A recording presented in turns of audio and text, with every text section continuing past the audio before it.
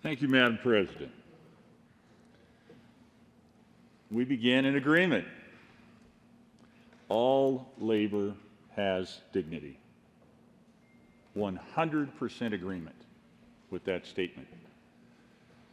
The bulk of the previous speaker's presentation dealt with the right to gather together, form a union, and collectively bargain in the private sector. Although at times I'm uncomfortable with that, I see that as a fair calculus. This bill, however, has nothing to do with that. This bill is about a very different economic proposition with a significant number of different economic motivations, consequences, and realities. This bill represents a fundamental shift for Colorado. It is a significant taking, a taking of the power and authority of the people of Colorado, shifting it away from them. Now, whether you shop at Whole Foods or Sportsman's Warehouse, whether you drive a tractor at work or drive a Prius to work, whether you would prefer smaller government or just wish that government was smarter and better at its job, good folks of Colorado, your ability to enforce that perspective on the government that is your government, presumably of the people and for the people and by the people, this bill diminishes your ability, good folks of Colorado, of enforcing that perspective. Now, I encourage you all to listen. You can hear it if you focus. That is the sound of the General Assembly days away, hopefully, from sine die. Now, you know what that normally sounds like. It's a cacophony. It's pandemonium. It's chaos at times. Listen to that cacophony. Listen to that pandemonium. Listen to that chaos.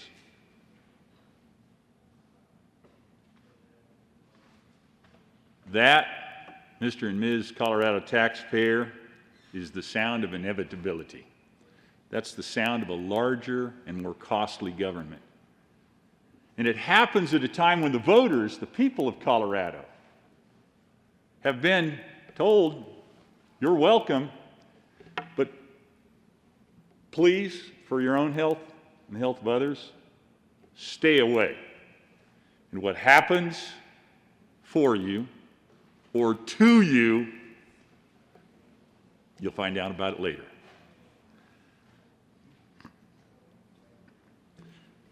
You heard me argue yesterday, and I'll argue again now, from a perspective of all labor has dignity, that now is not the time. Why is that so? Here's why. This idea that all labor has dignity is rooted in the concept of domain. I trade my time, I pour my life into my work. I give of myself, and what I get out of that effort is my domain. It is my dignity. And that is why we stand together in that root concept. But as we discussed yesterday, today, across our state, the people that this bill seeks to favor are under the least amount of pressure of any of the sectors or labor groups in the state. There are, between March 1st and April 25th, 2,000 government employees across all sectors of government, local, state, federal, et cetera, within the state of Colorado, that have sought unemployment claims, less than 0.5% of that particular labor group. Meanwhile, the good folks who labor and have the dignity that they deserve from their works In arts and entertainment and recreation, almost 29% of them, 28% of them, are seeking favor. Accommodations and food services, 22%, versus the group this bill seeks to favor, less than 0.5%. And as I went into length yesterday and could go again today, there are 18 sectors and labor groups. The working people of Colorado, who at the end of the day have to pay for what comes from this bill, all of those sectors are under more pressure than the group that this bill seeks to favor. And that's not to diminish the group that this bill seeks to favor.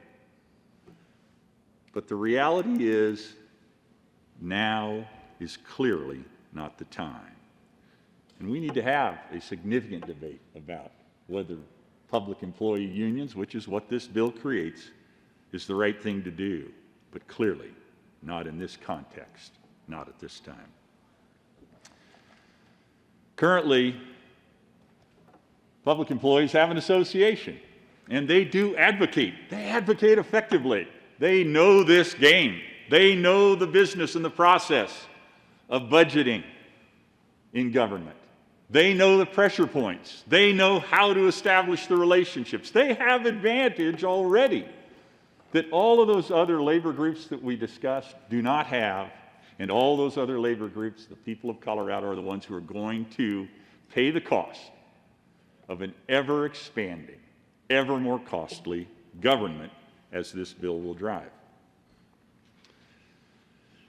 Bottom line, it uses the people's money potentially against the people's own best interest. I mean, it's obvious on its face. The bill hires 15 new public employees in the first year to do the work of advocating on behalf of public employees, facilitate that process. 47 people in the second year. It is government growing government for the sake of government. Now, we had two really meaningful debates, subsets of the debate yesterday, where we could have gotten this thing to veer back on course, perhaps. One that would have honored the people by saying to the people, you have the right to raise your hand within 90 days of signature and object to this, and it will go to the ballot, and it will be reconsidered more closely, more completely by the people. The people who shop at Whole Foods or Sportsman Warehouse, who may drive a tractor at work or a Prius to work. It would have given them the opportunity to say, got it, sorry I missed the debate. I heard you guys are closed down. Oh, no, you weren't. Seemed like it. Was awfully quiet down there when you rammed the thing through. Public wasn't very involved. But now we know what's going on, and we'd like to have an opportunity to participate. But no, the majority party politicians said with a SWAT, nope, can't put that in this bill. Wouldn't want to risk the people actually raising their hand, speaking up, engaging on something we've already settled on their behalf. Second really challenging part of the debate centered around politics and the money that supports political operations. An amendment was offered to say, you know what, let's not sully this bill with that. Let's make sure that this bill isn't about politics. Now, we've seen it across the nation. We see it in our own state with other public unions and how they spend their contributions. They never spend their political contributions to make government smaller. Never. They always spend their political contributions to make government bigger. Because when you're in government, you want more government. That's just the way it works. So we offer up an amendment that says, take that off the table. Let's make sure this is clean. It's about taking care of labor, which has dignity. What happens? In a moment of raw political power, the amendment is swatted away, not with a vote, but with a ruling. Yeah, not really what we're talking about. Not able to include that. Yes, please extend. Would the good Madam senator President. from Monument. Monument like to use your next 10 minutes? I would, please, Madam President. Thank you so very much. Please proceed. Courtesy.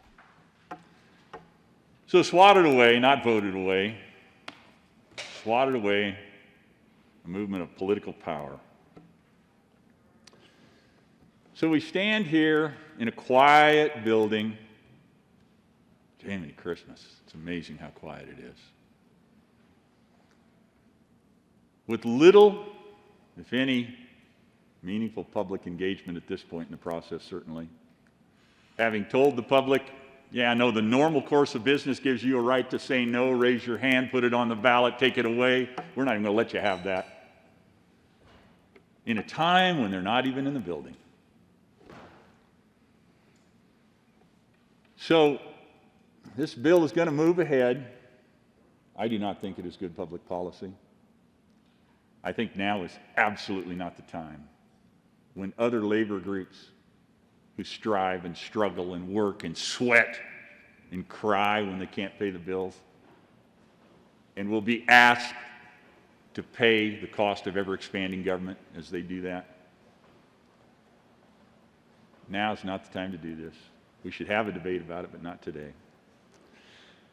But it seems to be moving with every single member in this building of the majority party politicians signed up on the bill, and nothing but voices of opposition from the minority party on behalf of the individuals across Colorado, saying, no, wait, stop, consider, adjust. All those arguments and efforts being swatted away.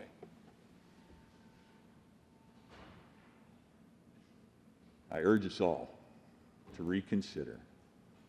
I urge us to come together on behalf of the people of Colorado struggling under an enormous burden right now and say, you don't need one more cost. You don't need one more burden.